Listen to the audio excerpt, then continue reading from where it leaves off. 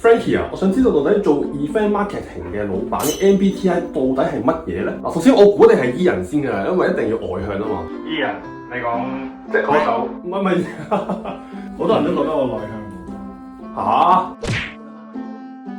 咁你可唔可以即場做一次你嘅 MBTI 到底？睇下你最新嘅 MBTI 係乜嘢咧 MBTI 好，係咪就咁做就得㗎啦？係啊。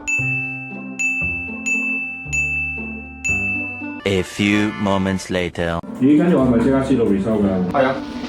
等等。哇 ！ENFJ Python A，你覺得自己係咪一個情感行先嘅人咧？我覺得呢樣嘢隨住年紀有變化嘅。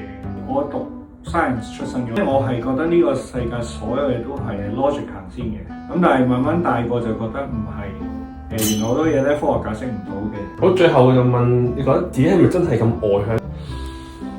首先係咪真係外向啊？其實我諗我點扮都好難扮到 I 嘅。我係就咁行街我都會識到人，食飯都會識到人嘅。